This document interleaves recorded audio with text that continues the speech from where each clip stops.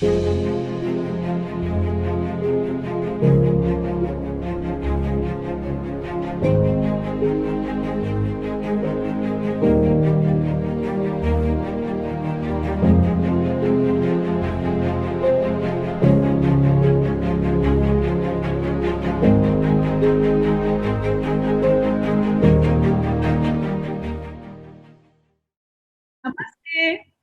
Merhaba. Welcome to another webinar of the Web Talk series on Imaginaries for a Resilient and Inclusive New World. So the title for today's talk is Self-Organizing by Solidarity Societies, Critical to Overcoming the Pandemic. In the last couple of months, as the pandemic unfolded, the problematic implications of the praxis of liberalism has been uncovered too. It became more than apparent that not all people will be affected the same way. The ability to isolate, work from home, or have access to online learning for children, besides stocking up groceries, accessing healthcare, and ease, and being able to financially and even psychologically put life back together, despite the pandemic, has been marked by privilege of class, gender, race, age, color, language, and religion, caste, and geography. In these times, and in short, those with agency have managed to live through the lockdown that has been enforced without much worry. And the magnitudes of impact, therefore, has been based entirely on where one is in this complex and highly divided world. So food security, employment rates, employability, mobility, and the sense of security, and so much else has been drastically affected. Fundamental freedoms and liberties have been extensively wiped out. So while the virus takes its course and much of the world is in a lockdown, it is time to start thinking about how we can transform our societies, because the mentality of, business as usual is certainly an impossibility any further. So it is now for everyone to question, challenge, and resist the dominant economic and development paradigms that has wrought upon us this pandemic. So what are the alternates? Wars are being fought across the Middle East over decades.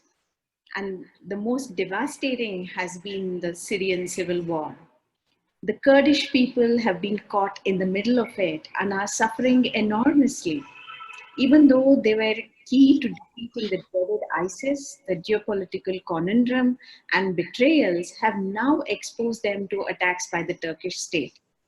Through the midst of this brutality, the Kurdish communities have also been fighting other wars against capitalism, against patriarchy, against extraction of their natural resources, which has together devastated their societies and ecologies. These wars are also fought within families and communities in which women have had to stand up for their rights and freedoms against unimaginable oppression. Deep introspection has resulted in a remarkable recovery, leading to the building of self-organized and sustainable societies and economies in a network of local areas and through deeply democratic processes in northern Syria especially. As war has raged all around, the Kurdish people have over the past decade developed extraordinary capacities to govern themselves, even as they have begun to reclaim their land, their language, their cultures, their histories, their religious traditions, and also to grow their own food by establishing and consolidating communal councils that have successfully managed and solved people's problems. All this has been achieved by keeping the collective interest central, by nurturing the ideas of coexistence. This movement in the midst of a bloody war is what has come to be recognized as the revolution in Rojava, a region of northern Syria. To share this amazing story of resilience, confidence building, and self-organizing, and also to help us appreciate the critical importance of solidarity societies, such as in Rojava, we have with us today Nilufer Koc, speaking to us from Bremen, Germany. Thank you, Nilufer, for joining us. So to those of us who don't know Nilufer, Nilufer Koc was born in Ardahan, northern Kurdistan, and is a member of the Executive Council and spokesperson for the Commission on Foreign Relations of the Kurdistan National Congress. Her current primary political focus is the improvement of national dialogue amongst political parties and civil society organizations in Kurdistan. During 2013 to 18, Nilufer spent time in the southern region, the Kurdistan, Iraq area, and Rojava, which is the northeast Syria, working with communities terrorized by strife. In addition to promoting unity efforts, Ms. Koc is active in the international arena, raising awareness of the right to self-determination for the Kurdish people as a means of protecting ethnic and religious aspects of Kurdistan. She is keenly interested and engaged in the active and autonomous participation of women in all fields of society and politics. Ms. Koc came to Germany in 1976 as a child of a Kurdish migrant worker and studied biology and political science at Bremen, where she now lives. More about her is accessible at a link called www.kongradistan.net/en/.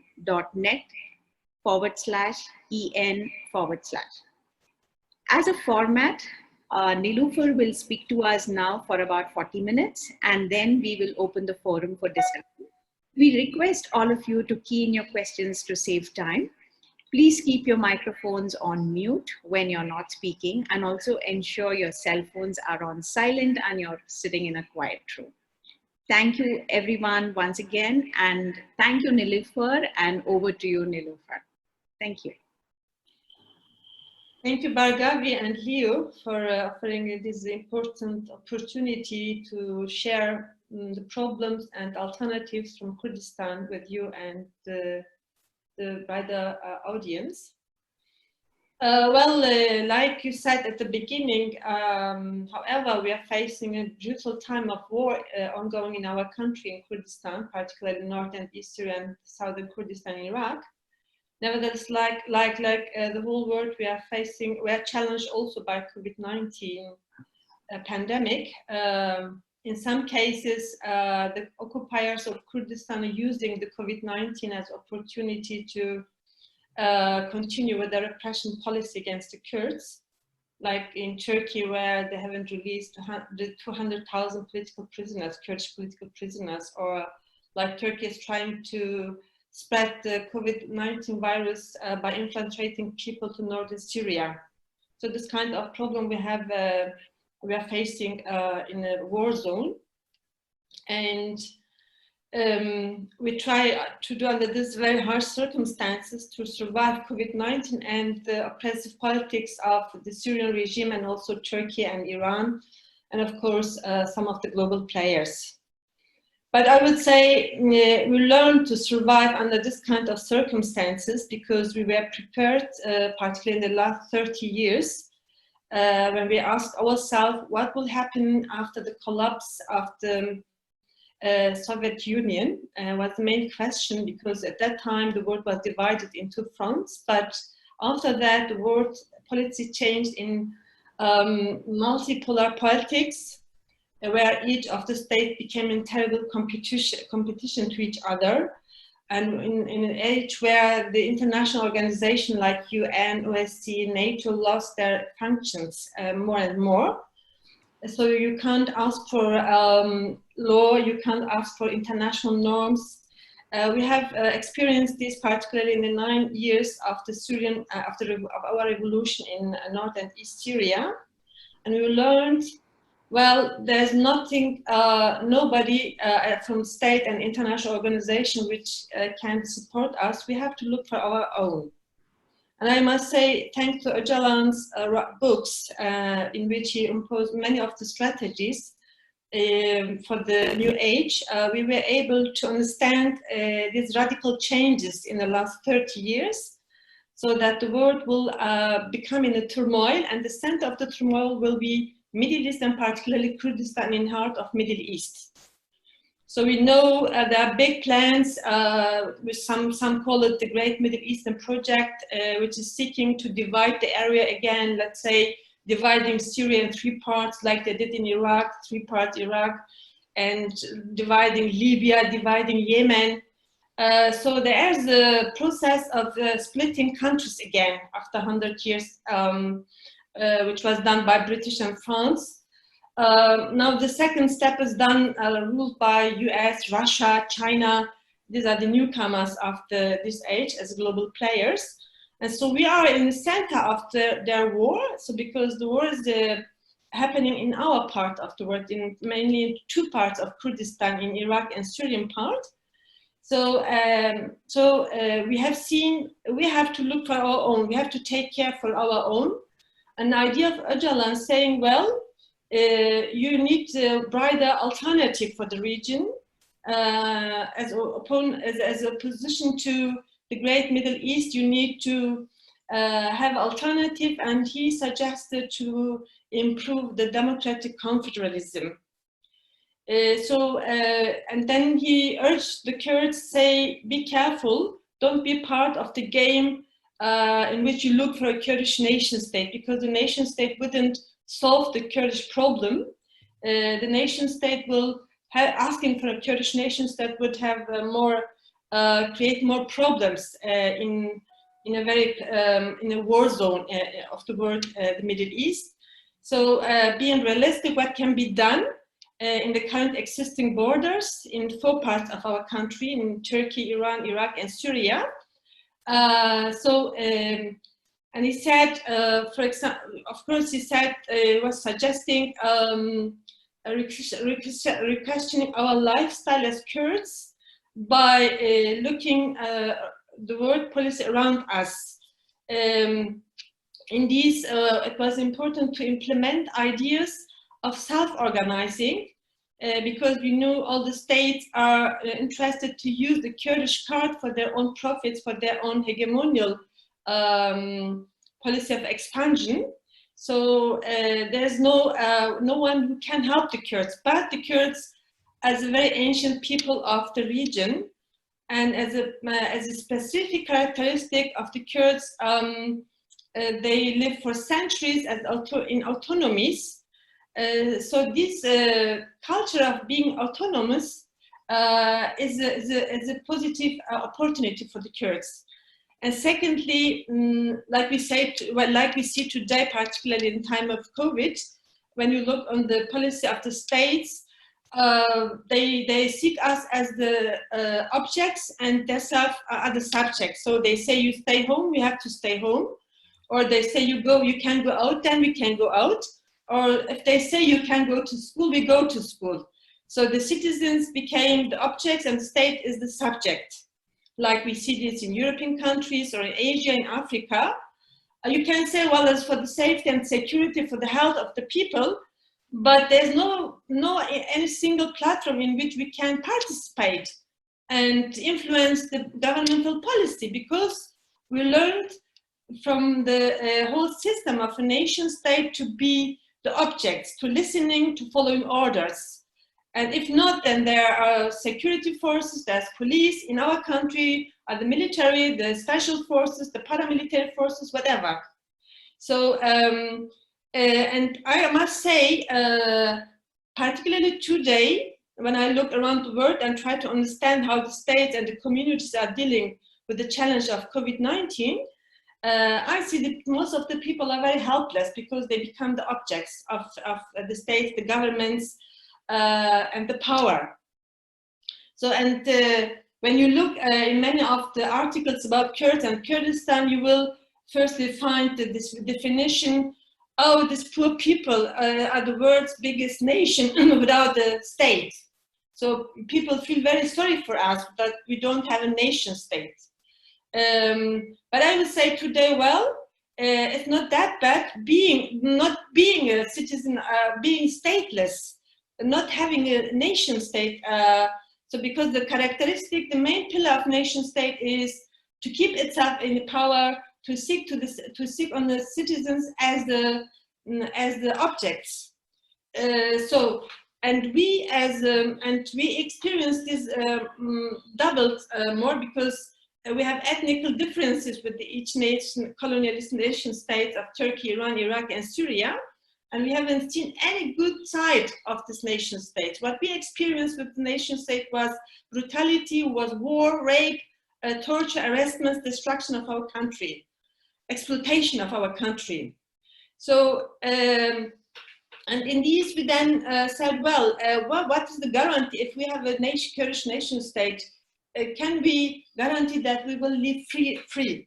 Because the characteristic and the history of this nation states, which was brought from the Europeans to the region in the past century, the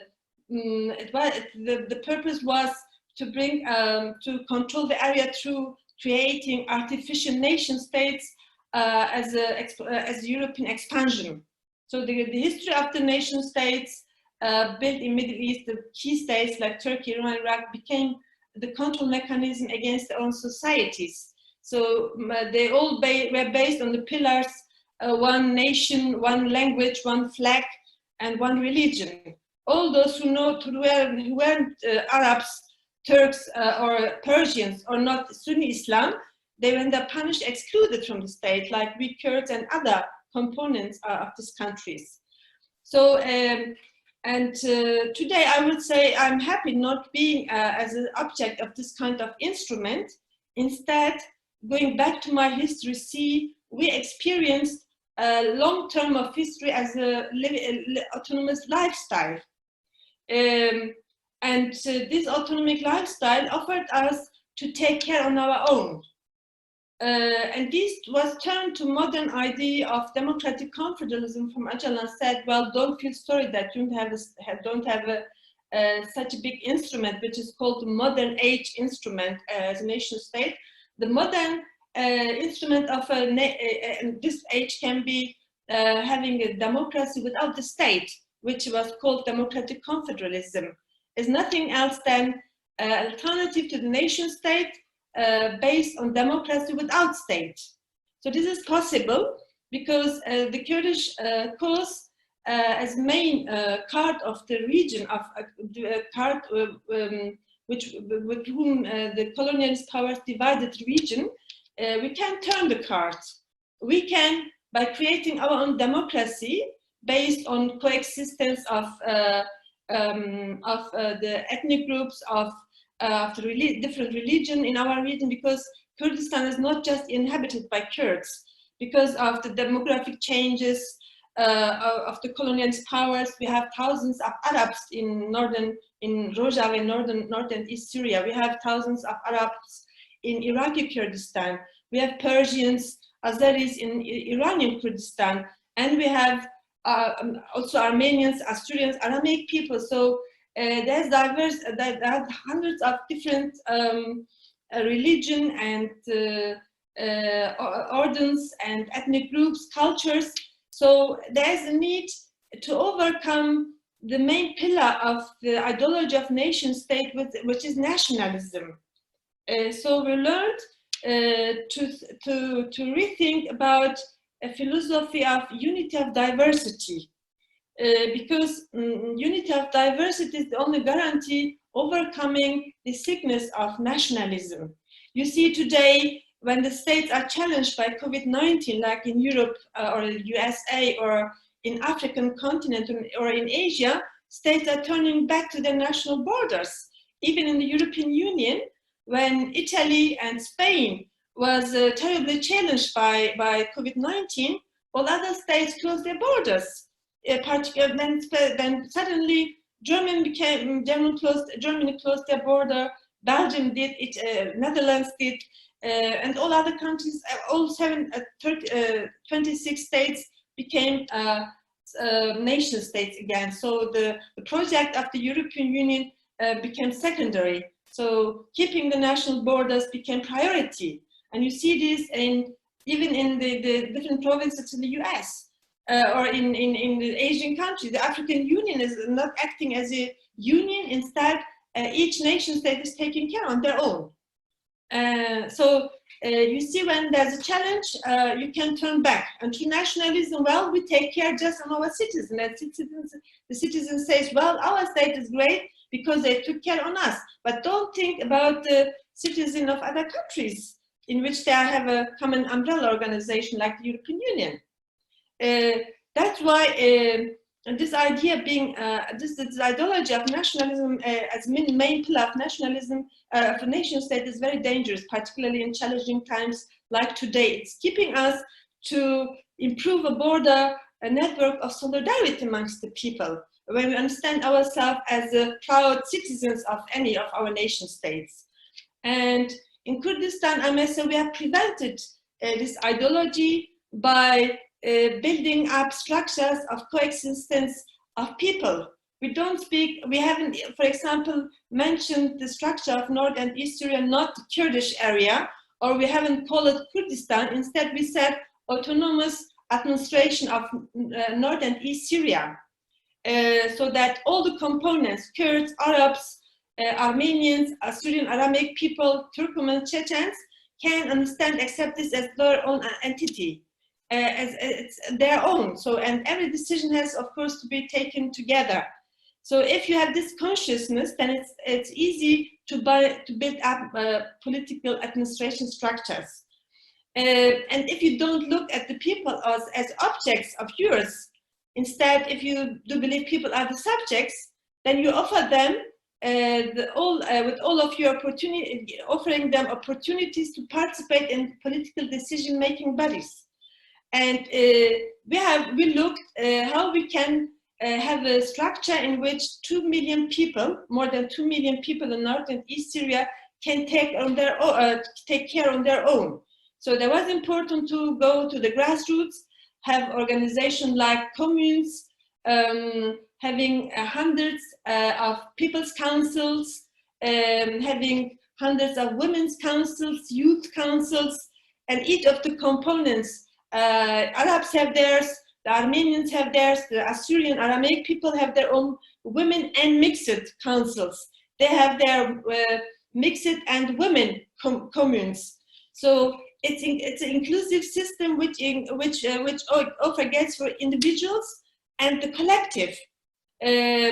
So then the people have seen, if they all come together, if they feel they are subjects of political decision, so they will take care for their country. And that's what was the reason why we could defeat ISIS in the very brutal time of the war in North and East Syria. Otherwise, if you don't offer the people opportunities of self-organizing, if you follow copying the ideas of the states, keeping borders between you and other cultures, so you again then repeating the mistakes. However, you became their victims. And I think this was important. And talking about communities doesn't mean that each single ethnic group or religion is very democratic, because we have seen the Orthodox Christian, the Kurds, the Muslim Kurds, the Yazidi Kurds, or the Muslim Turkmen Chechens. They are not just angels and have a very democratic understanding. And we said, well, we need the common principles of democracy, and who is going to ensure these principles of democracy? And we said those who were excluded from power sharing were the women in the society. Each of the religion and cultures and the groups have a problem of women. And democracy in this case would be more for the benefit of women. That's why in all mixed structures, you have parallel structures of women's organization in every field. When you have a mixed city council in Qamish, let's say the biggest city in North and East Syria, so you have then parallel women's council.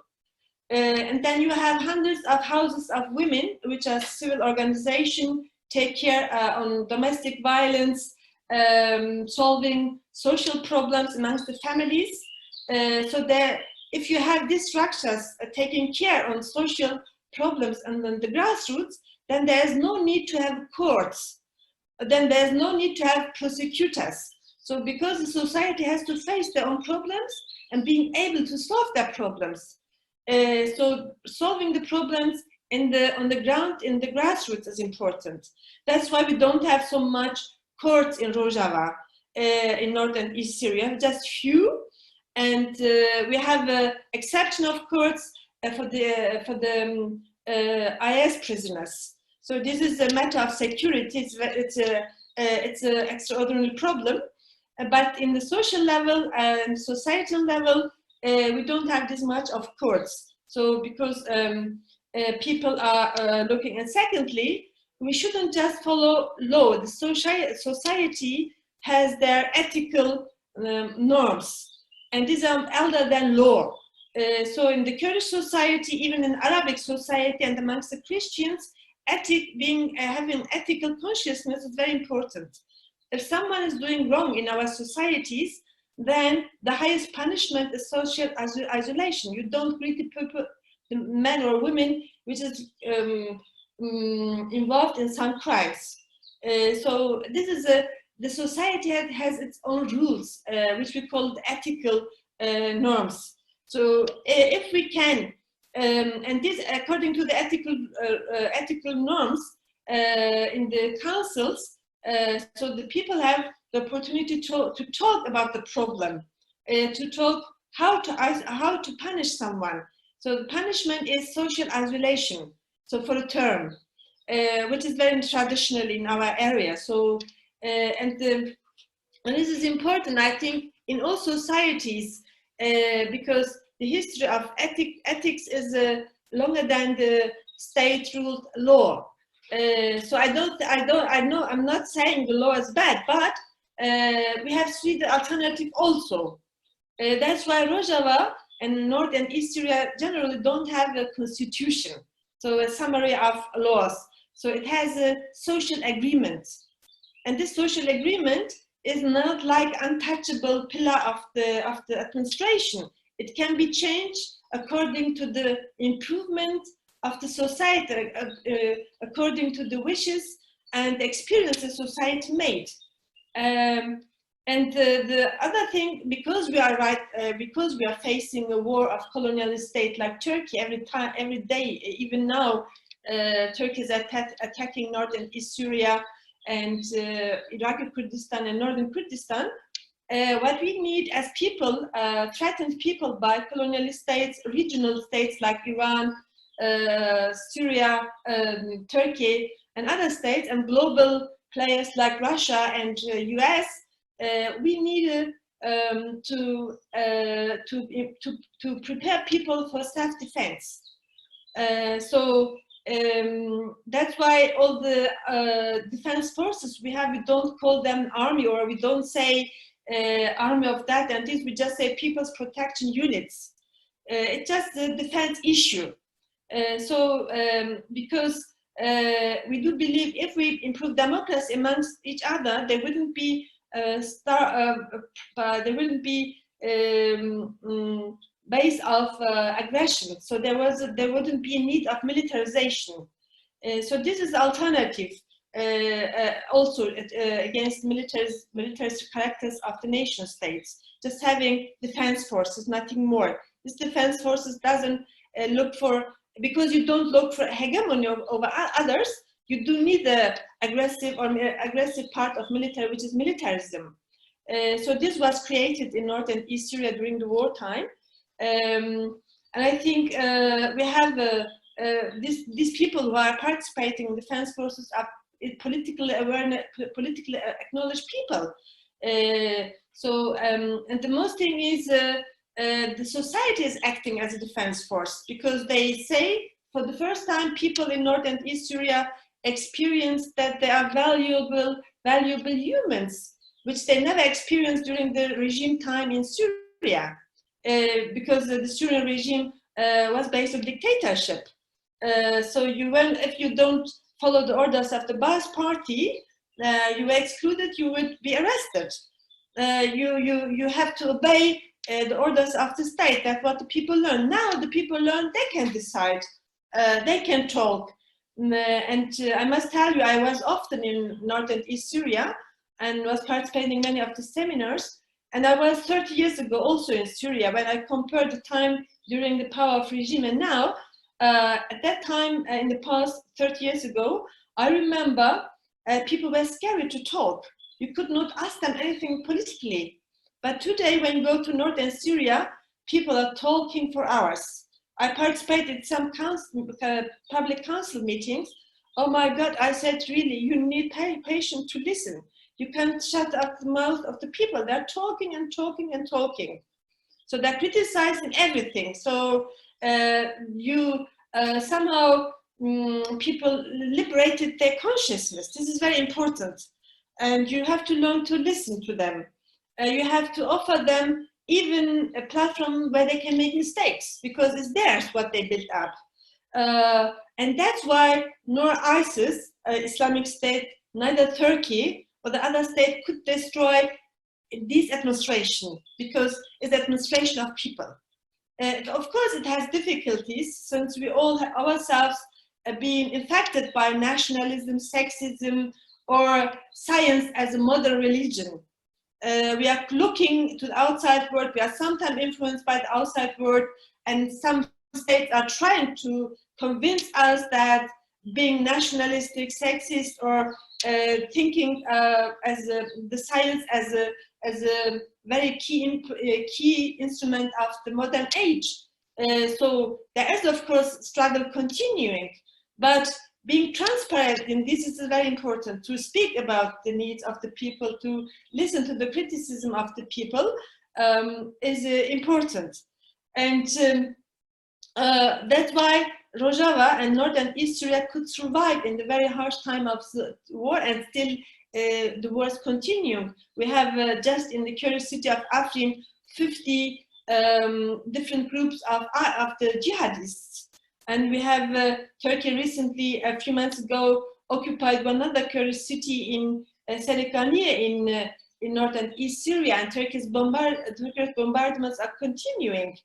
And sometimes the US promising helping you, sometimes Russia, but it's based on daily politic games. So you should, and I must say again, thanks to Öcalan's proposal of the third way, we understand we can't just fight against all the states, because this is not the aim.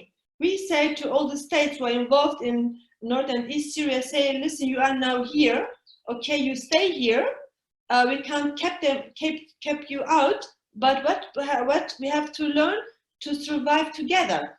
Or you stay here, for what reason, we know for what reason they are there, but don't intervene in our political experiences. So try to look with respect to our experiment, or our democratic autonomy. So this is the third way, is saying you keep dialogue with all the involved powers, but being strategically focused on the grassroots. This is the strategy. All others are political efforts on daily basis. Since you have tens of powers in your region, and I don't know how many states are involved in northern East Syria. I just said some of them: Russia, US, Iran, Israel, Arabic states like Saudi Arabia, Qatar, Dubai, I don't know who else, France, Italy, Germany, so I can't account all of them. But it was the smart way to say that, to follow the strategy of third way, as a protection of improving of democratic confidence in northern Syria, keeping dialogues with all of them, acting sometimes together with them if the ISIS is growing their military presence, but being strategically pointed on the people's, on the grassroots. That's, we have seen it's important. Even the same strategy we are now taking over for Turkey, as a part having opening all the gates for dialogue, because nor we Kurds, neither other components of the region, other ethnic groups, we really don't want to have wars anymore. So that's why being smart in this, having smart strategies, we were forced to think about smart strategies. And I must say, the advantage of ours, we have a great philosopher like Öcalan, who produced tens of books in his prison cell on the prison island of İmralı, and prepared ourselves, prepared the Kurds for the new age.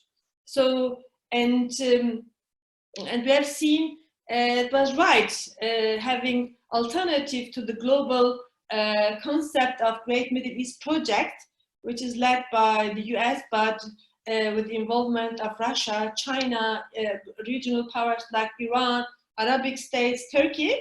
And as a third power, we, the people's side, well, when we come together, we can achieve something. And honestly, I must say, I'm proud to see that we achieved a lot.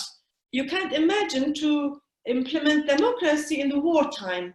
And ISIS was not an ordinary army. It was a mixture between paramilitary forces, psychological force, there was level of psychological war, and brutality was unbelievable.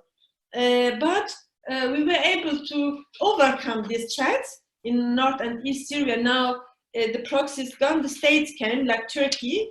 So it's easier to fight against Turkey, Turkish military, because we know the characteristic of Turkish policy, and we know the Iranians, the US, the Russians. So our history is our university. We learn from the pains, from our own mistakes we made in history, and we are editing them all in North and East Syria. And we have a tragic history of brutality, and we, because we see ourselves as subjects of creating politics, we don't just accuse others. More than that, we have to be more self-critical. It's too easy just to criticize, to say or to expect from the state they should do this for you, or expect from God, from Allah, whatever you believe.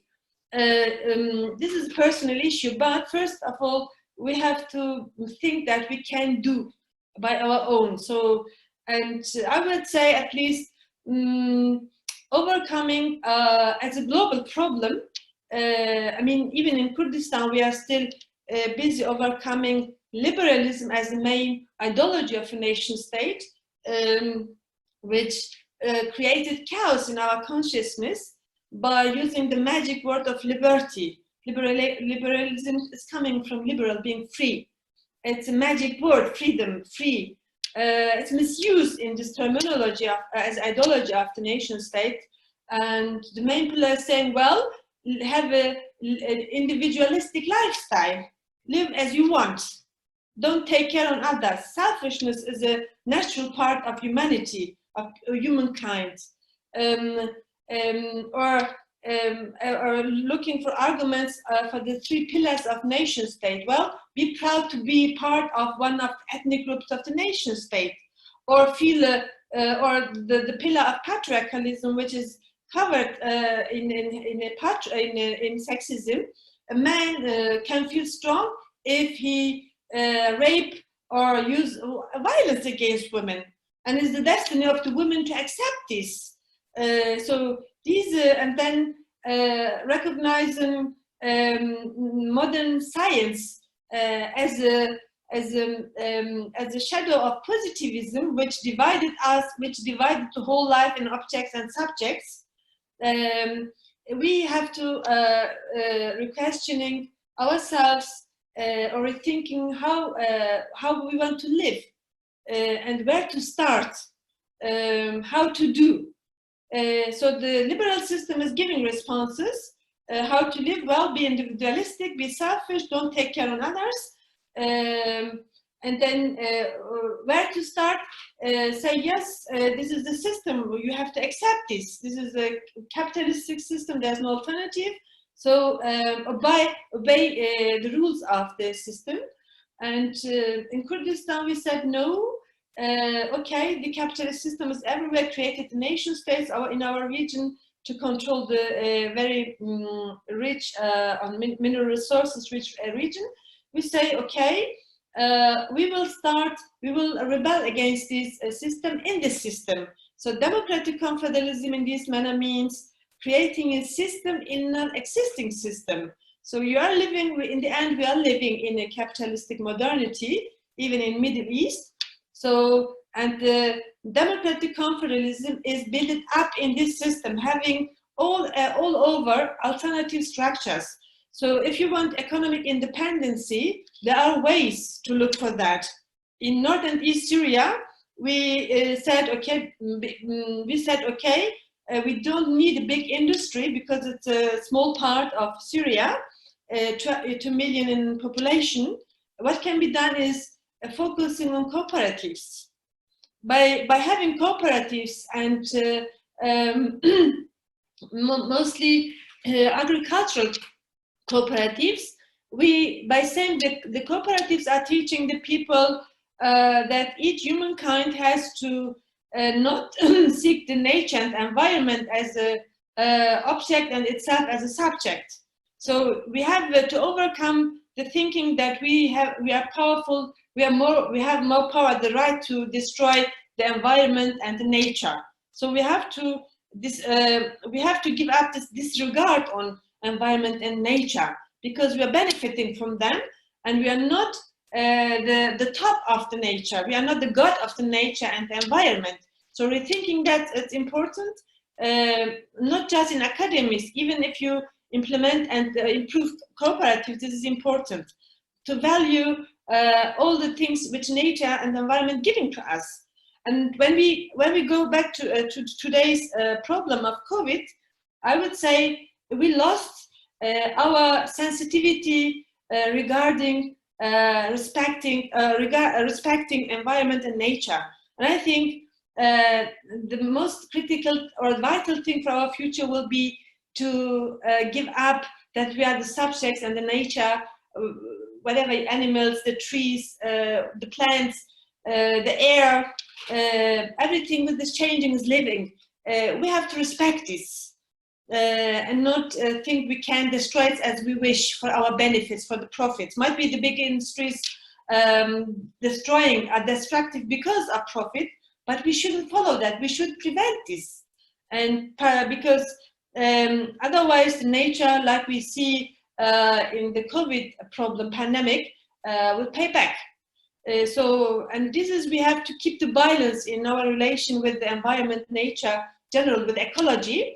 This is one of the main pillars of the democratic confederalism, understanding ecology. Ecology means you understand yourself as humankind as a part of the whole balance, not over that one, a part of that one. You are not the subject and others are objects. The trees, the animals are not the objects of yours. So we have to learn this in the new modern ecological understanding. And each of us are responsible to do that because for the profit interest of capitalism, they play with there are huge laboratories who are manipulating the gains. There's genetical manipulation everywhere. The genetical reality of nature is losing the origins. Why should we play with them? Why there's a need to do that? So if it's for the benefit of the society, you can understand the experiments are made, but these are not just for the benefits of the humanity. It's much more for profit thinking than for the societies. So we have to look, of course, what is going in the laboratories everywhere. What is the science giving us? What are the top professors talking about? So we have in the future, we have to look in these hidden places also. What is going there? What is going in space? What are they doing there? Because this is our world, the world of 7 billion of people. And in this, I would agree with the theory of David Graeber when he say people, capitalism with his instrument is just 1%, but we are 99%. That means when we wouldn't work, when we wouldn't produce, how can the one person manage the life? So in this, I agree, and exactly the same we have done in North and East Syria. That's why we don't have so much hierarchies. From at the beginning of the system, we got 5 levels of hierarchies, but then further, step by step, we have just now 3 levels of hierarchies. And the aim is to come down to the 2 hierarchies of administration ruling model in North and East Syria. So, because having widely networking in the grassroots, and if the society is more able, learning more for self-determination, then there's no need that some hierarchical level must control them. So in Rojava, we succeed in just nine years from 5 levels coming down to 3 levels. So the aim is coming to 1 level, and I'm sure we will achieve this in the near future. Again, in this very challenging time, I see we Kurds, however, when you study about the Kurds, and you will see the definition, the poor people without, or the world's biggest nation without nation, a nation state, we are so sorry for the Kurds. I would say no, I'm happy that we could make an alternative experience. And with this, we are sharing these experiences with other parts of the world, with people, because we see everywhere there is a questioning of life, questioning of the hegemonial systems everywhere. There's a need sharing analysis of problems and, of course, alternatives. And particularly in this time, we have to use every opportunity we have sharing experiences. And in this, I would say, our experience in Rojava, North and East Syria, is an example for the future democratic Middle East. We start very small, but it's growing. And I've seen that in the Arabic world, there's a new awakening. And amongst the other components, like the Armenians and the Syrians, particularly amongst women and youth, there is a move saying, well, we can do it by our own. We don't ask, we should not ask, knock at the doors of institutions, this and that. So I'm happy to say that it is possible. I'm happy to share the Kurdish experience in North and East Syria with you. I think last point would be, if you want to create alternative models or democratic models in your own society, then there's a need to study the history of your society. Because in the school books, we learn the heroic history of kings, of prophets, of, I don't know, dictators, of big men in histories, but we don't know so much about the hidden history, tradition of the uprisings, resistance, creation of peoples, of the societies. So because democratic confederalism is looking to the societies as a subject, there is importance to know the history of survival of each society against any kind of oppression. But we do know the heroes in form of men, mostly in the history, this king, that king, or a monarch, I don't know wherever, or this big president, but not much about the society, how the society survive, our own societies. And there's a need to rethink this also, to not disregarding on the societies, and we can't just learn in universities. We must seek each humankind as a book, understand them as a result of a social history.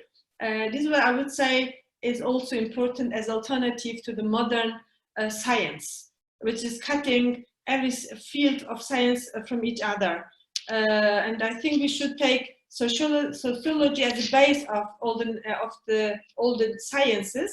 And for that, we have created the genealogy, the science of women, which the aim of genealogy as women's science is to bring back all fields of science and sociology, and to overcome the modern science as the new god, which is implemented by the instrument of Auguste Comte as called positivism, which is dividing us in subjects and objects, or everything.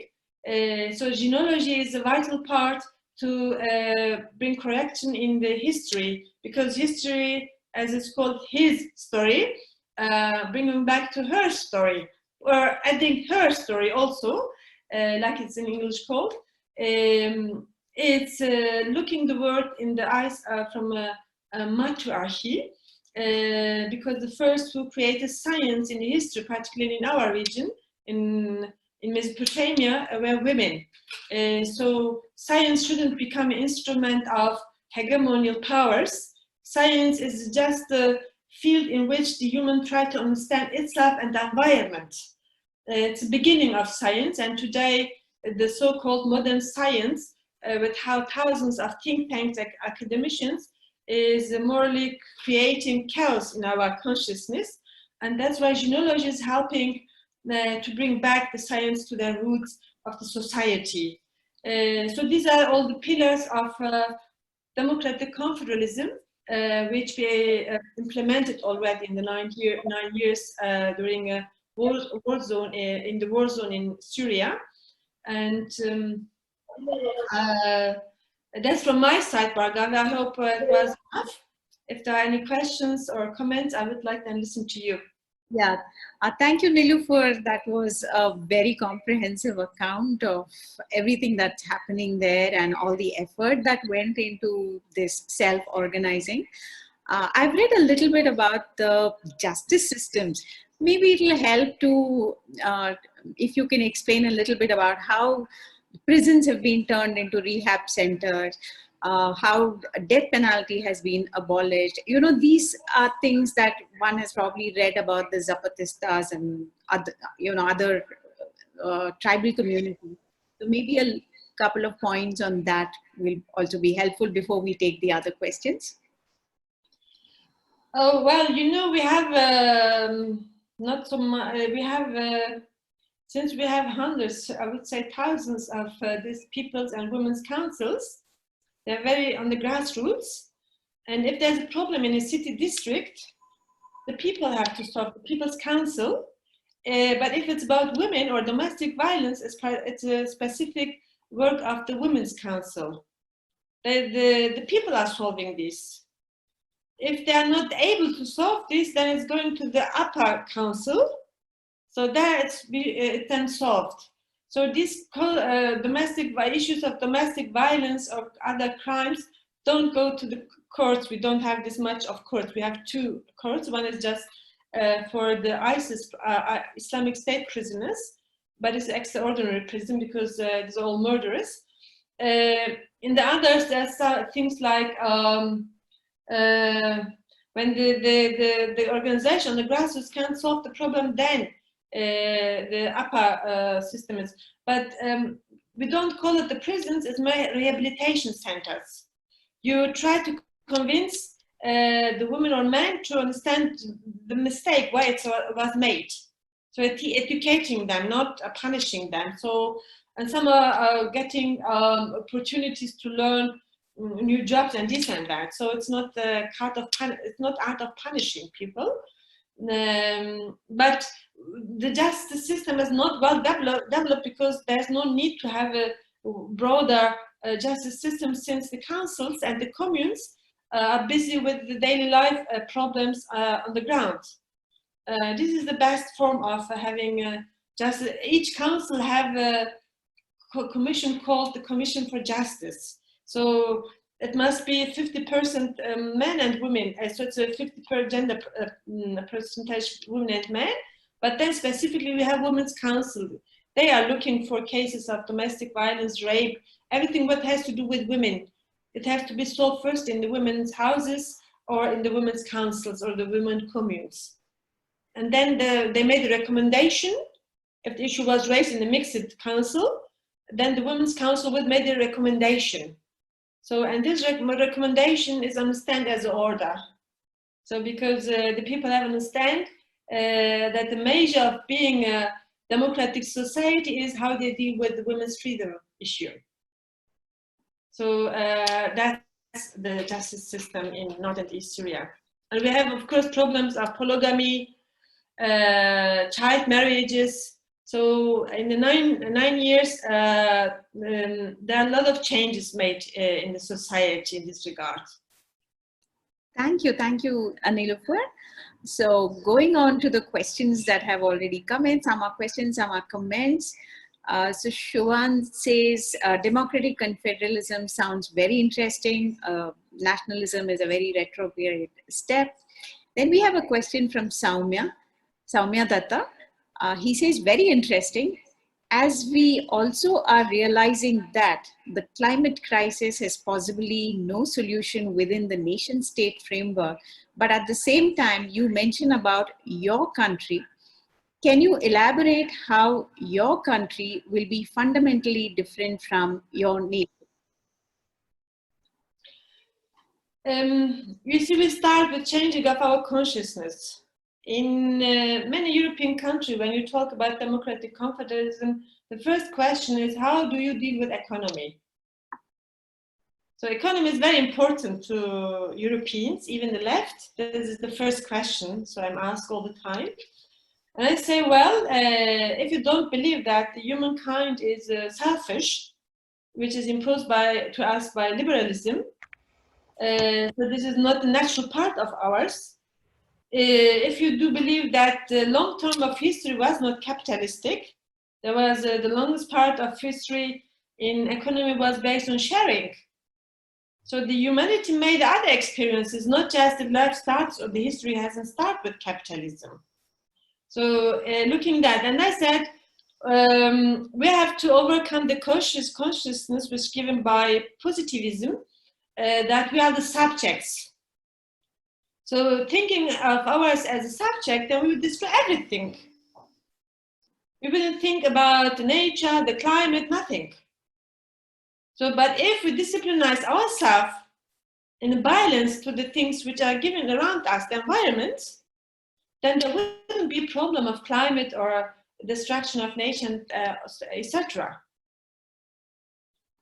So in Rojava, we are taking, I mean, it's a new experiment, and we try to improve step by step. There's a need, and there's a consciousness regarding everything around the environment. People learn to accept that as in the frame of ecology, which includes the climate. We understand ourselves as a part of all that. No, we're not on the top or the god of the things. Thank you. Soumya has another question. So he says, supposing by some magic, the 4th century BCE Kurdistan comes into existence now, how will it be different from today's nation states, many of which have evolved from some of the early civilizations? Historically, birth/creation of a country has given rise to narrowing down to core identity rather than broad acceptance. I think particularly when you look in Middle East, particularly these 4 key nation states, Turkey, Iran, Iraq, Syria, which were created by British and France from 1916 onwards, you see that collapsing. The idea or the pillar or the understanding or the fundament of the nation state in Iran, Iraq, Turkey, Syria was based on one language, one nation, one flag, one language. And in Turkey, one man with Erdogan. So you see that collapsing. You see Syria collapsed. You see Iraq collapsed. Of course, it has something to do with the globalization of neoliberalism. There was need from the global player to make changes in the region, but these states can't serve for their own citizens also. They oppressing Kurds and others, the citizens of the state. So they're not collapsing. So you see, the idea of nationalism doesn't function anymore in our region. And then historically, going back to the Kurdish history, I said, we experience long term of our history living a autonomous tradition. That's why we have a lot of dialects, we have a lot of different traditions, customs. It's not just because it has something to do with the division of the country by Turkey, Iran, Iraq, Syria. Even from a village to another one, you see different, diverse arts of customs amongst the Kurds, very multicultural. And we have 8 different religions in the Kurdish, amongst the Kurdish society. So having this fundamental historical experience of autonomy offers us, well, the Kurds are able to live independently from a centralized structure. So the Kurds never gained the central structure. The Kurds lived decentralized in the history. So there were, of course, some Kurdish kingdoms survived for 3 centuries, a few centuries. There were Kurdish landlords, kingdoms, this and that, but none of them were able to centralize all the Kurds. And this, we have seen opportunity and found the model for that one, for this truth of the Kurds, as people who gained experience of autonomy, living independently from centralized structures. So of course, there are Kurds who still believe we need a nation state, like some political parties in Iraqi Kurdistan. But this is not because Kurds are very nationalistic.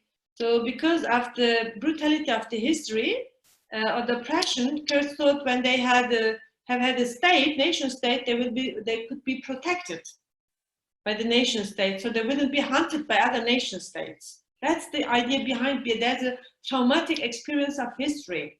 So the Kurds are looking for a protection instruments, and some of them said, well, a state could, Kurdish state can provide protection. So this is the specific point of the Kurds. And I think we experienced this in Iraqi Kurdistan in 2017 when the Kurdish party of KDP decided for independence from Iraq, and then all the opponents came together, even the US, who said, I'm your ally, and they all said, no Kurdish entity.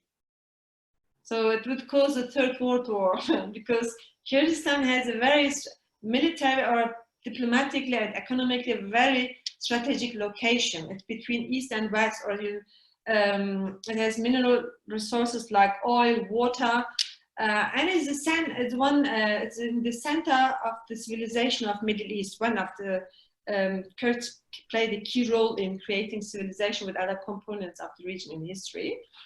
And we're taking the good sides of our history, so like autonomous lifestyle and not being affected by sickness of nationalism.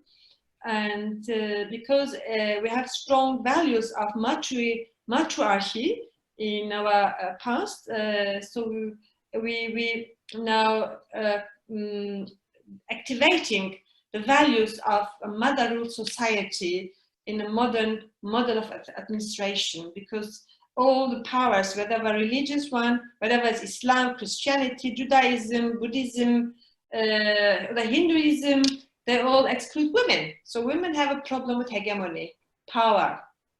So, and we say, well, these are the proletariat of our revolution.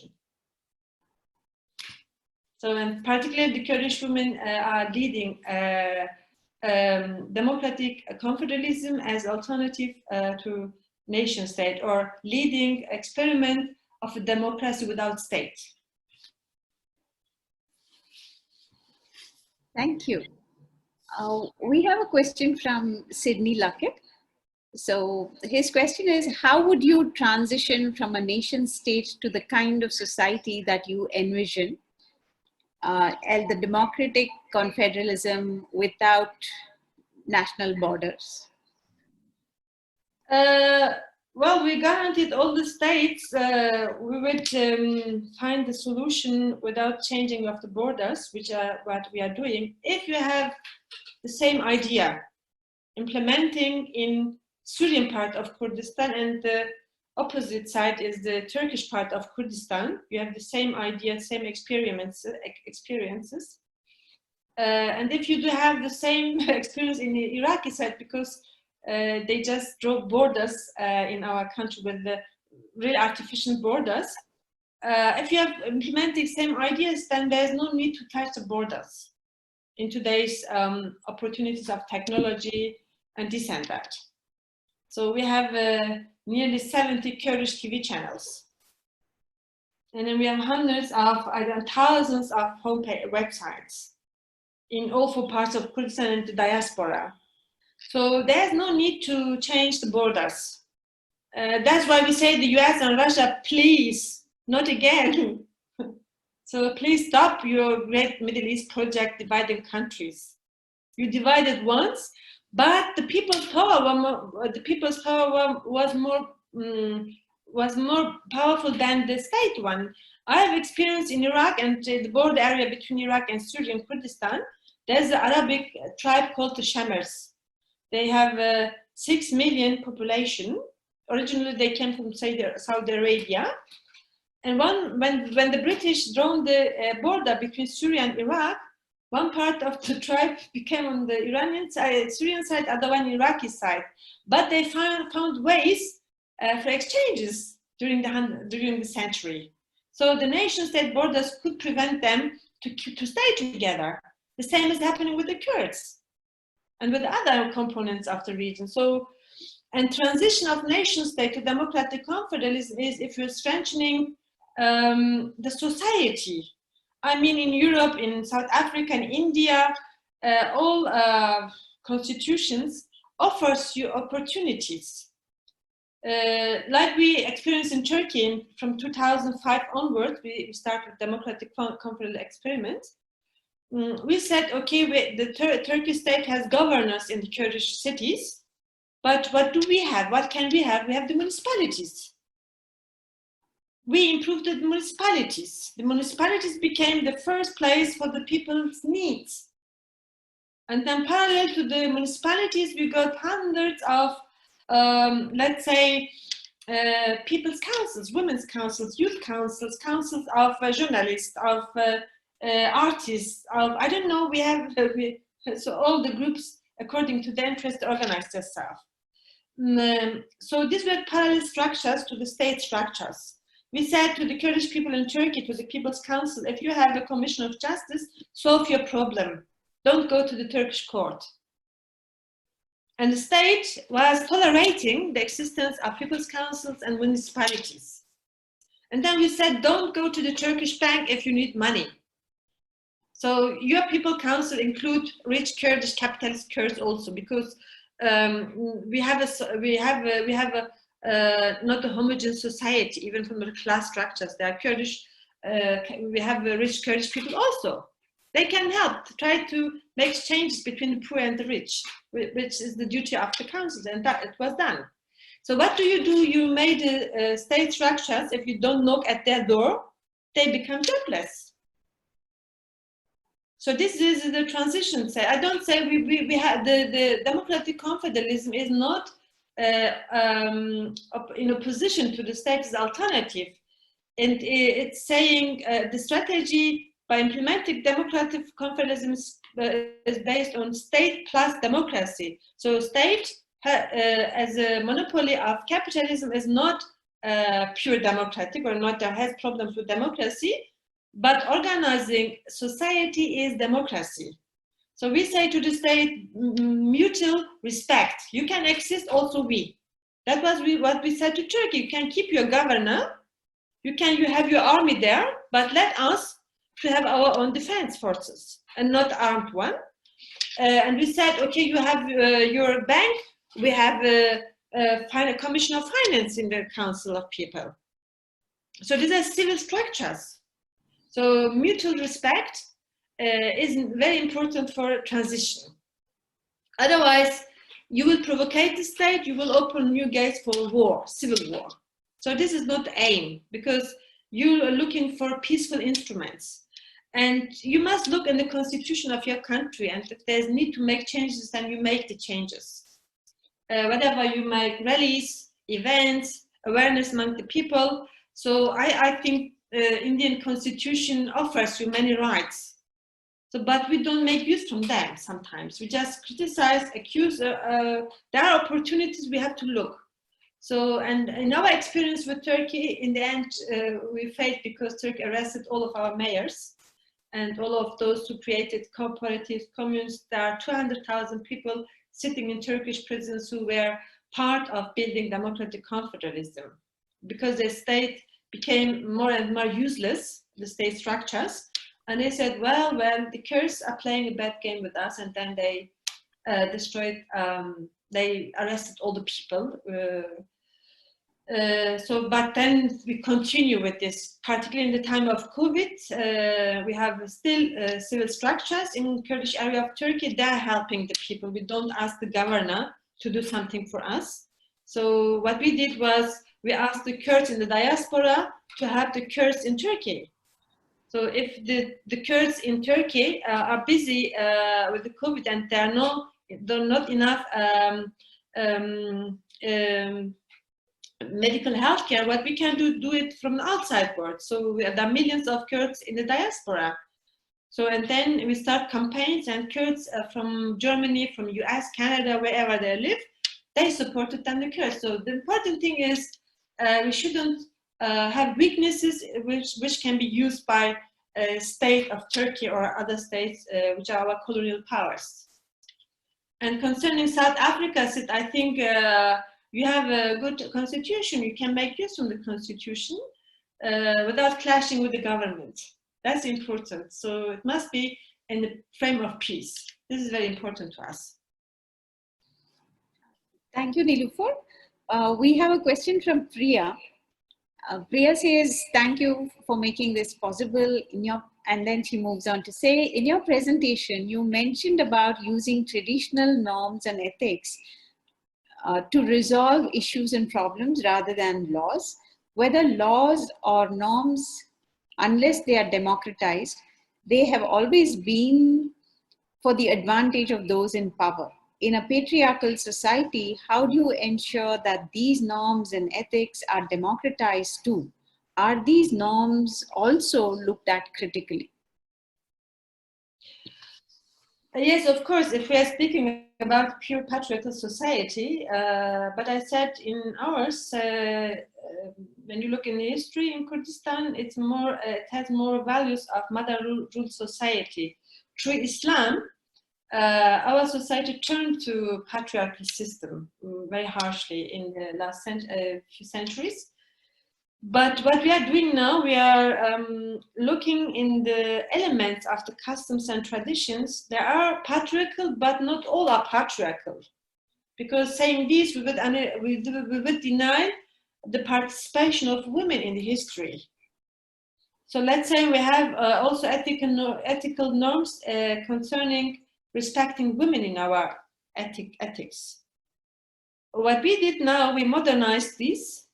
And since the people doesn't understand, the guarantee of the lasting peace and democracy of each society is dependent on women's free participation and emancipation.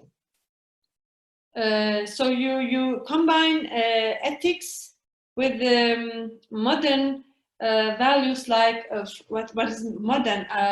We activate some of the historical values to the needs of the century. So, and we have historically strong, I would say we have her story in Mesopotamia. So when you look in different areas of Kurdistan, you will understand that the role of women is very, it's in a key position. So that's why you can of course, there are ethics influenced by male-dominated society, patriarchy, but since the society understands that this is not accepted, they criticize. Of course, if so far you give democratic understanding of the society, they will decide for the democratic elements of the ethics. So that's the process. Thank you. So we have a question from Erdogan from Kurdistan. So he says, Öcalan speaks about democratic nation.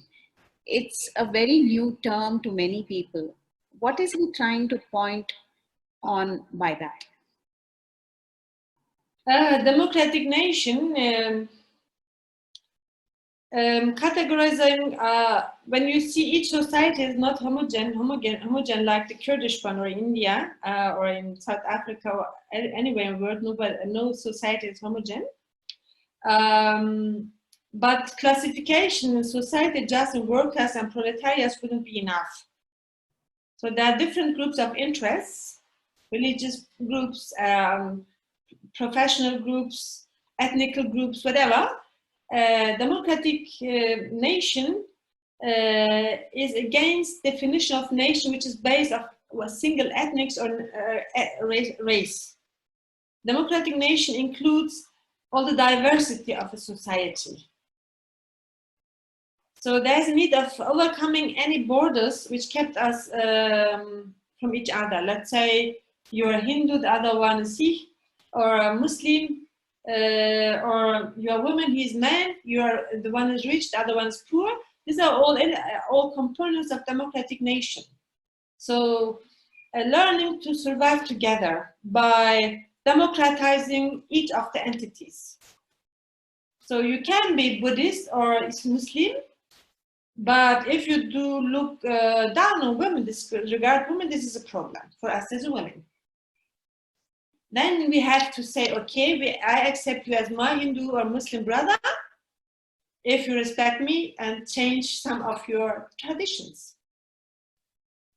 And it's very diverse. It's in the end umbrella terminology for the heterogeneity of a society.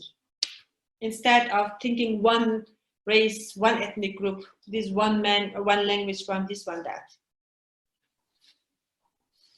Thank you. So we have a question from Usha. So she says, given the kind of conflict and discrimination Kurds have faced, how do they negotiate identity and democracy without succumbing to negative nationalism?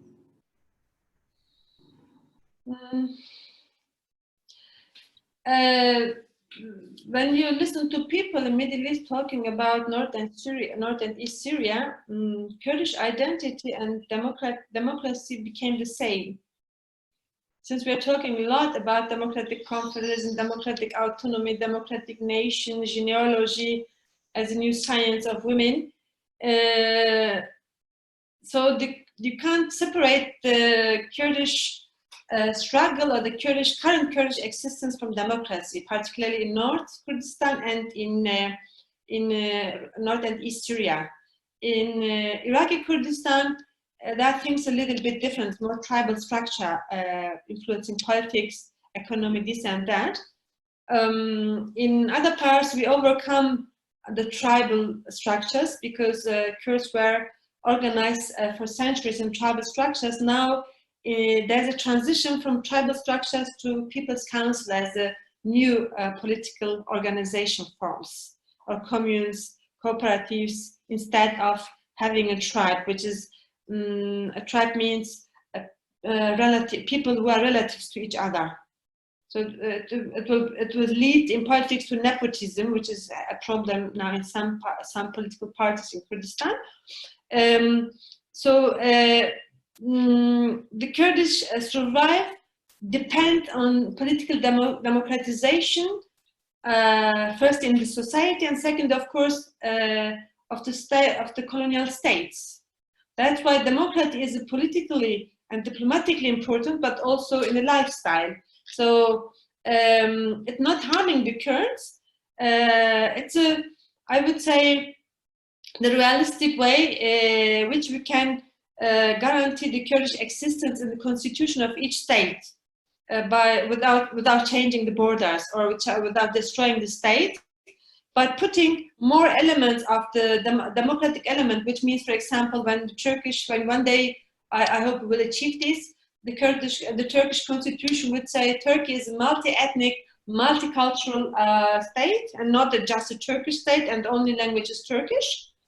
So that can be so, and but we are not using democracy just as a conflict solving measure for the states. We experiment democracy first in ours.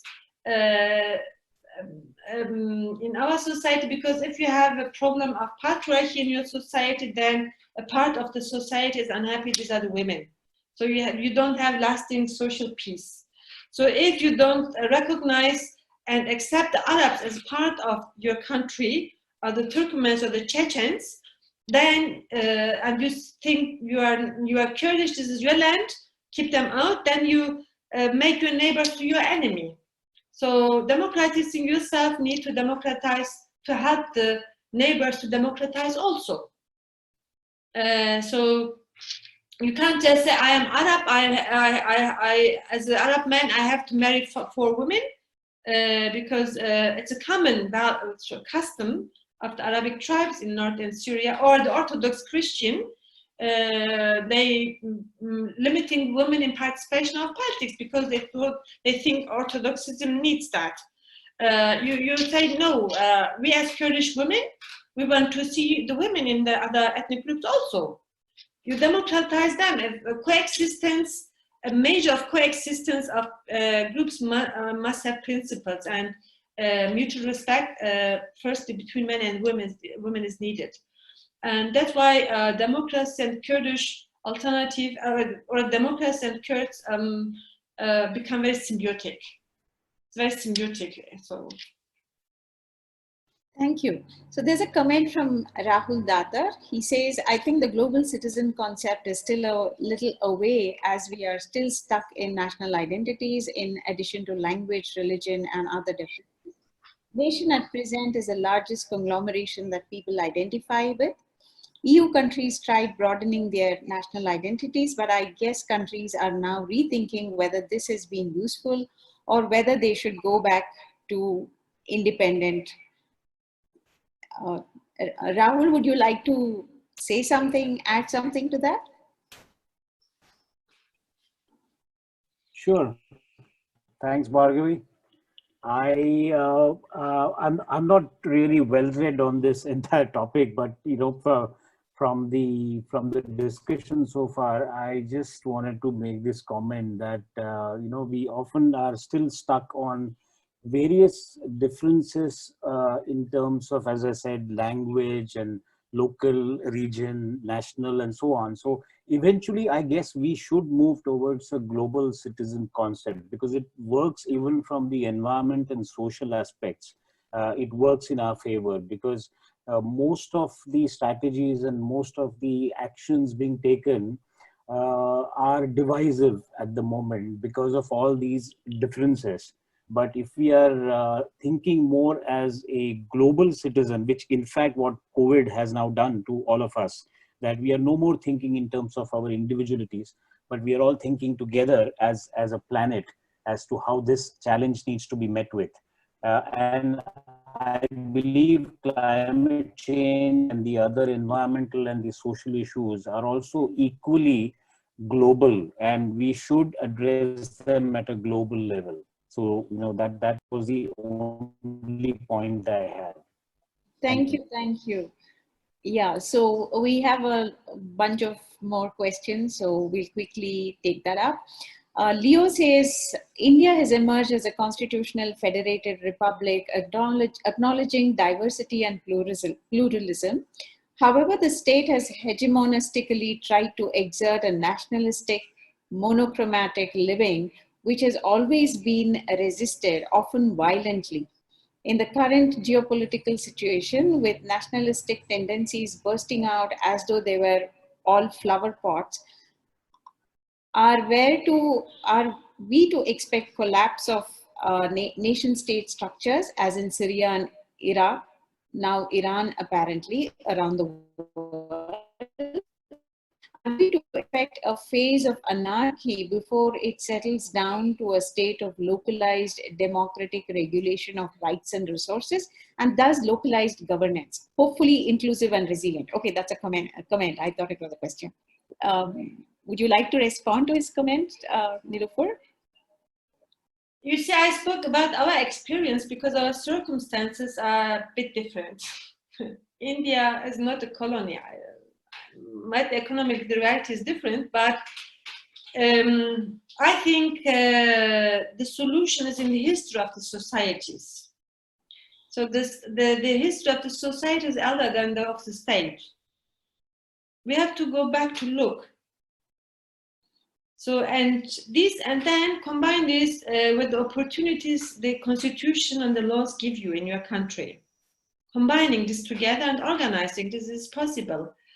And I would say, I wish I understand myself as a global citizen, because when I act just in another part of the world by thinking about the whole humanity. But our circumstances are different to each other. So having common principles and implementing these principles, we must agree on some principles. That's the problem we have now, as those as non-state actors. Before accepting ourselves as global citizens, we really, how do we think about profit making of capitalism? How is our stance concerning women's rights? How is our stance to the different religions generally? So now we need to talk more about this, and I think this challenge of COVID forces us to questioning everything. We must be careful in this time and not become just objects of the things. This is the threat now, what I see, and many of the governments are using the opportunity to bring new repressive laws.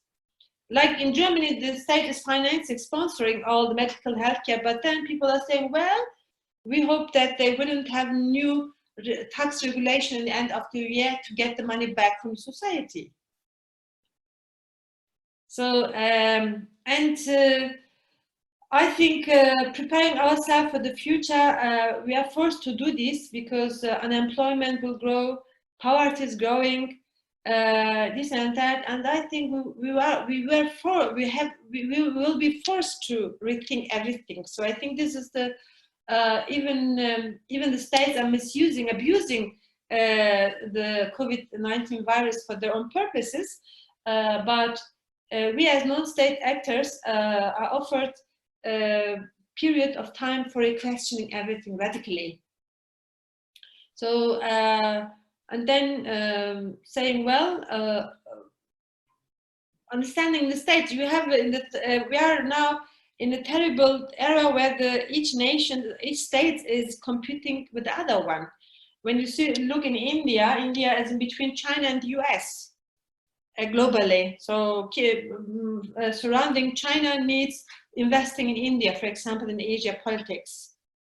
So you are not far away from the conflict in our region. And I think your Prime Minister has to take care to protect Indian capitalism, investments in militarism, because the threat is growing. Competition with China is growing. So investments in economy, in state structures less than in social structures. This happen everywhere. So I think the states are challenged because of the competition. And I think, well, when one day will come, they can't take care for us. We are forced to take care on ours. So giving this as a response to Leo also. So India can't keep itself like it's today. So the competition is growing, and then it's multipolar, and you must be terribly flexible as state. Keeping your borders and economy, whatever. So financing the Indian capitalism, the state will look more for them than us. That's what I fear for the future. That's why I think it's good not to have a Kurdish nation state. So we are flexible to look for our own. Nilufer. So I know we have just kind of crossed the time. How much energy do you have? We have a couple of more questions, or if you're tired and if everybody is wanting to settle for the evening, we could close or extend it by 5-10 minutes. Okay. Okay, you're fine? Yeah, good. Yeah, thank you. So we have a question from Satyaprakash Varanasi. So he says, lots of Kurdish traditions, dress, food, language, culture at large has been curbed. Is it only a local phenomenon limited to politics of Turkey, or an extension of the attitudes of homogenization of the world in the guise of globalization? Well, you see, the Kurds are not living on an island. We are, of course, part of the world and influenced of modernity. Everything what has something to do with tradition, customs. We are looking with the democratic eye on that one, changing them. So I have, for example, my problems with the old Kurdish songs and poems, where men are praised and women the instrument of love. It's many. So and then say, well, this is our value, it's our history. And I say, no, but there are others also. Why do we just choose for one? So that both sides, there's modernity, there's I mean, we are not the one who created democracy, because before us there was experience of democracy in the mother ruled societies in our region. I don't know how it was in India in the ancient times, but in Mesopotamia we got a culture in which the diversity was not a problem, and being woman was not a problem. Instead, the role model of women was influencing the society, the diverse society. So we have still poems, songs from that time. And then when you look on the clothes, the traditional Kurdish clothes, you will find in the very long skirts. You know, this region is very Islamic influenced, where women can just move in the house, because with a long skirt you can't go out far from the house. But then you have region with short skirts. In this region you see these are mostly villages and mountainous areas where women are doing the same work like the men and leaving the house and not just binding in the house. So even in the clothes, traditional clothes, you see the modernities, democratic elements of democratic modernity and capitalist modernity, which is based on patriarchy. So we are questioning this even in our clothes. I mean, making revolution is not just keeping shouting. You look on the dresses also, the dresses of men and women, because being men and women became role models in the last few thousands of years. We were put in roles. Today when asked what is being natural men and women, or the third gender. So, but I'm speaking mostly because our main problem is now in our region. We don't, I mean, we have in Kurdistan, of course, the third gender, the LGBT groups and these, but the majority of the people are divided in men and women, and we try to understand the role model where we were put in. And we are trying to get out from these models, which is reflected in our clothes, in our dresses, in our haircuts, in everything here, the music, in poems, in architecture. So we are looking, we are questioning everything through genealogy, the science of women. And then we don't copy the European style of women life. So we criticize the three levels of feminism. We said, well, feminism was important historical contribution to our women's struggle, but we are taking care with the critical points to feminism, but we don't accept ourselves as a feminist women's movement. And we don't say we are looking for equality, because in our society, man has the right to kill, to do everything. We are not looking for the same rights. No, we want to do it better. So with this understanding, in Kurdistan, dresses are changing, haircuts are changing. You see, the glow is changing. Because the consciousness is changing. It's possible to do it different. our ancestors has done. We can't accuse them, but we can change today. Thank you. Shobhan, I realized you had made a comment much earlier. You had said liberty versus responsibility and community. Would you like to add and comment, say something, Shobhan?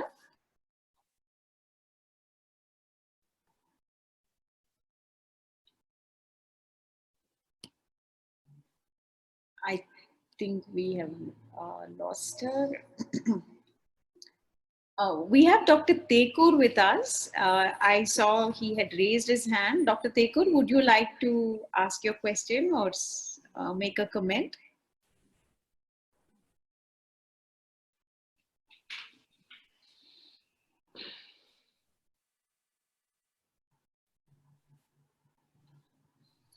Okay. One more question. So the question is from Jilani. So he says, my question is this pandemic as real and dangerous as it is being showcased? Well, when I listen to China and the US, I really don't know. Well, so even in these, they are playing a game of competition to each other. But in the last 10 years, we experienced a lot of epidemics. I forget the names of the SARS and this and that. And the figure is growing. It seems, and the last one is now COVID, it seems there's a problem.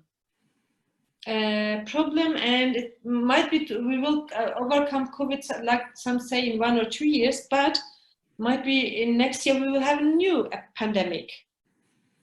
So I expect this, it will come. When you look what we have done to the environment, when they cut all the forests in Amazons, privatized waters and seas in India, destroying all the, or creating industrialism as a weapon against the environment, then we will face the threats like COVID. I don't take care. I don't go deeper to the conspiracy theories which are made by US and China now. Whatever it's from laboratory or from natural one, I don't talk about this one. We shouldn't be blinded by these conspiracies, because the problem between the travel between China and US is more global hegemonial power sharing. But what is clear when you look on the 10 years, a lot of disease and epidemics, and now this pandemic, and I fear it will be much more will come, because we haven't left, we have touched everything which was originally natural. Genetic manipulation, I don't know what we played with everything which belongs to the ecology, and so now the things are turning back to us through the viruses. Therefore, there's need of new ecological understanding. Our relation, we as humans, as a part of ecology, we must change radically. I think this is an opportunity to apologize for the whole environment and its all the lives in the umbrella word of environment. So for our own benefit, we shouldn't allow the states to continue with industrializations like it's happening in China, in Bangladesh, and in India, or in US. Part of our rallies in the past, the future must be not just rights for us as humans, right for the animals, for the plants, for everything. So I personally will consider this very strongly in my future work in the Kurdistan liberation. Our move for the liberation of Kurdistan, part of the central part will be ecology, much more than we did now. Thank you. So one last question for today. This is from Shankar. And he says any citizenship / identity is built around values which are considered to be central and values that are shared. In that sense, the Rojava identity is also centered around the values which the people believe in. And in any identity system, there is a portion of the beliefs / values which could be specific to that culture / region, race, etc. So is it possible to identify only as a global citizen, or is that a part of a larger set of ideologies and values?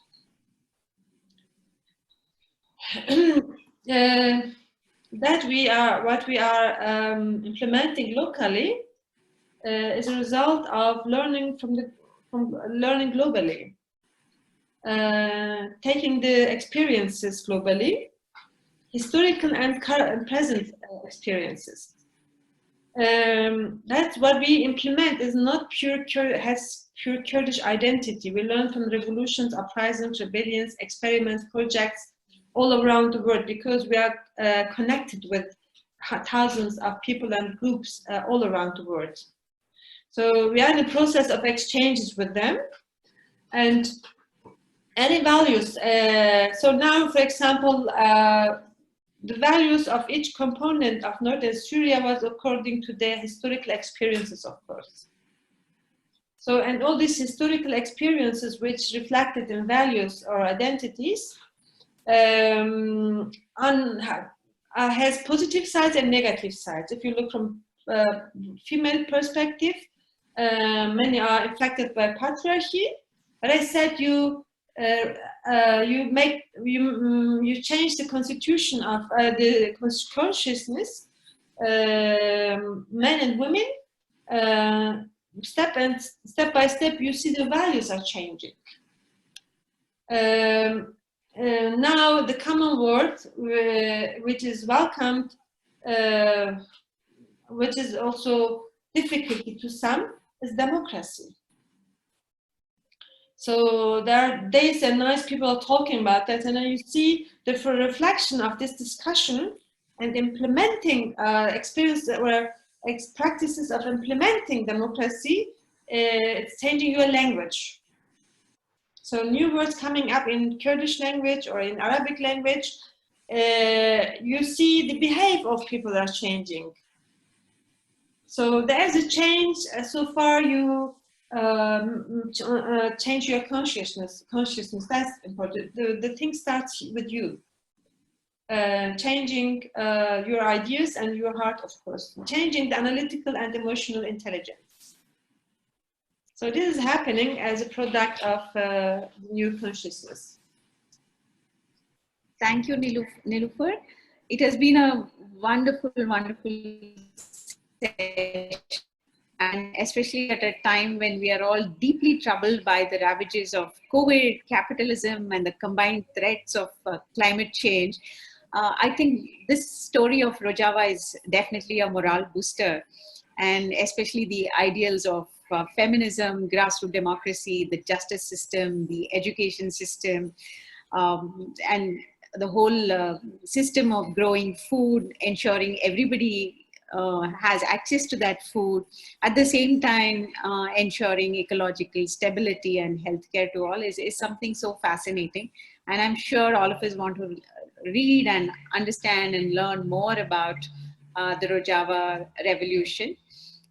If Leo has any final comments to make, I would invite Leo to say a few words. I just want to say, Nilufer, that these 2 hours have been the richest in my life. And I want to thank you for that, because you have held us spellbound by connecting so many dimensions of history, culture, life, politics, spirituality, consciousness. I mean, come on, you must be writing 20,000 books already. I'm speaking a lot. I will do. You should. I will just do one book if I have time.